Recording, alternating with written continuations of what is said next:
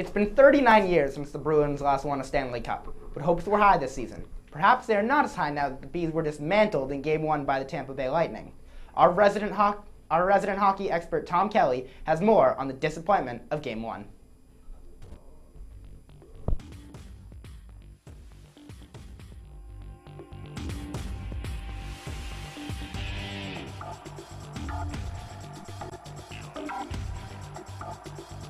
Hi, I'm Tom Kelley for YBA Sports. Well, it was a painful game to watch if you're a Bruins fan, but a great one if you're a Tampa fan. The long and short of it is, one team showed up and one didn't, and it just so happened to be your Boston Bruins, the team who had the shorter layoff. That's unbelievable. It's not like the Bruins didn't have their chances. 0 for 3 on the power play in the second, and 0 for 4 in the game. Back to normal, I guess. Let's take a look at the video evidence. All right, first period, Tampa Bay dumps it in. Steve Donnelly forechecking hard. It is Steve Donnelly passing in front, blocked, and Victor Hedman cleans up the garbage, throws it on net, and John Bergheim pots it home. And as Tampa Bay gets this first goal in the Eastern Conference Final, it's a good start for the Tampa Bay Lightning. Tim Thomas not happy. Now, not just 19 seconds later, here comes Brett Clark going coast to coast, going through Bruins. Just awful defense right there, and just squeaks through Tim Thomas. Thomas has to stop that one, but you just can't blame him because terrible neutral zone coverage. Now here comes the Lightning again. It looks like a routine play. Steinberg sets it up for Thomas Carolay. Thomas Carolay, what's he thinking? It's going behind the net, and he pops right to the stick of Teddy Purcell, bops it home. And as the Lightning take a stunning 3-0 lead, all coming in 85 seconds. Oh my God. Thomas Carolay, Tim Thomas not happy about that. Bruins trying to answer though. Here and off the draw is Michael Ryder going to Tyler Seguin. He goes through one Lightning and he comes in and scores. That's a beauty for his first National Hockey League playoff goal. Wow. That was impressive. But third period now. It is the Lightning on the power play. Fifth one of the game. Lightning trying to answer here. And here's Marty St. Louis. Goes to Brett Clark, has a goal. And then Marc-Andre Bergeron, a bomb, beats Tim Thomas. High to the glove side. Tampa wins this one 5-2. Well, if the Bruins really want to win this series, they'll have to win Game 2. It is a must-win. Tampa is really good at home, just as good as the Montreal Canadiens. And Tampa Bay Lightning, they're for real, unlike those Habs. I'm Tom Kelley for YBA Sports. Welcome back to K-Sports Sunday. Now let's toss it over to our hockey experts on the back talk set to talk some Bruins. Josh?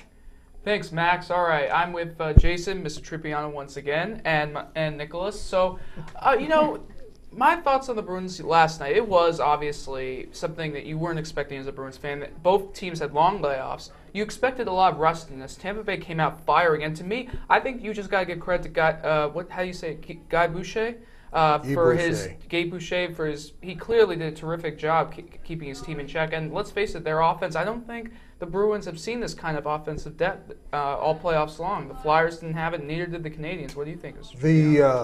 I think the Bruins have to worry a little bit because 5 goals last night by Tampa Bay, and it wasn't from their big guys. It wasn't Stamkos, wasn't St. Louis, it wasn't LeCavier, it was other guys. Right. So I think that's a cause for concern. I know Claude Julien, the coach of the Bruins, saying those goals, they didn't do anything special. What they did do was take advantage of the opportunities they got on them, capitalizing on the mistakes of the Bruins. Exactly. It was mentioned that they are a lot like Montreal. I think that's what Boucher said as well. And of course, Montreal, as we all know, forced 7 games against the Bruins, although the Bruins still won 7. So, what do you think about this, Jason? Well, the Lightning and the Bruins, they are two very even teams.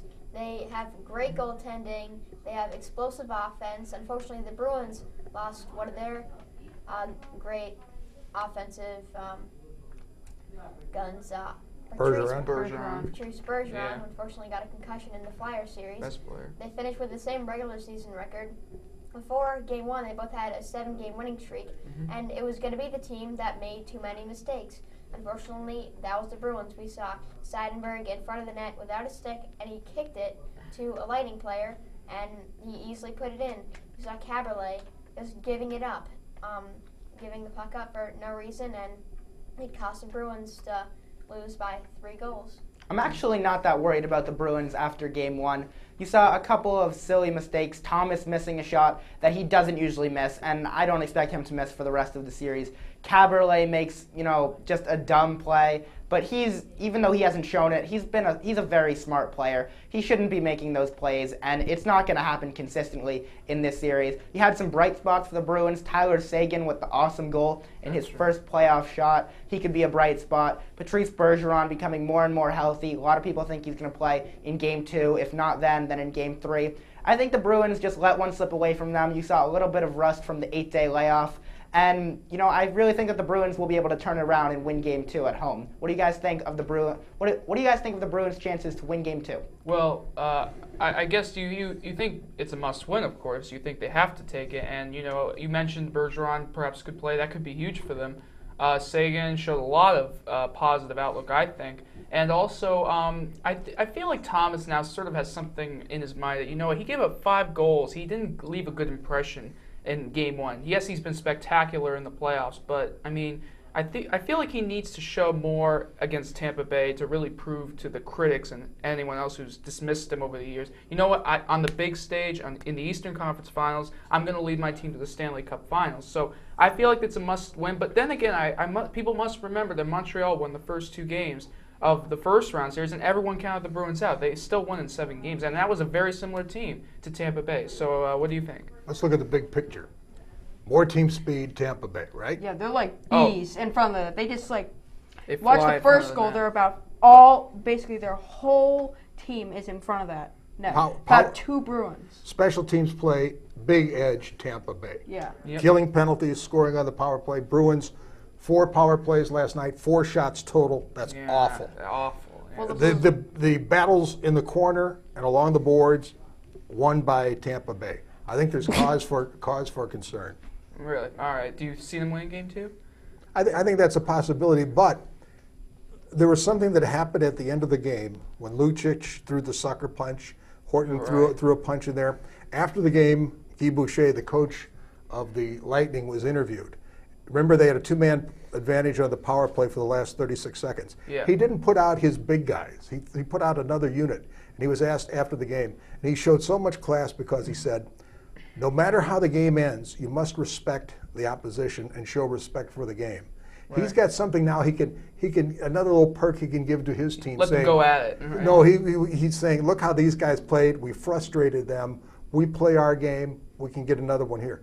I think you'd like to see the Bruins win that second game, but I think it's iffy. I think Tampa Bay is on a roll right now, and Tim Thomas is going to win his second Vezina Trophy this year.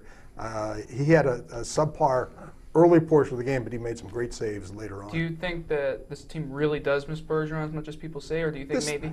Yeah, they got killed on the faceoffs last night. They got absolutely killed, and he's their best faceoff man. I think it was like 19-10, I think, something like that. Okay. All right, so let's send it over to Max. What do you got for us?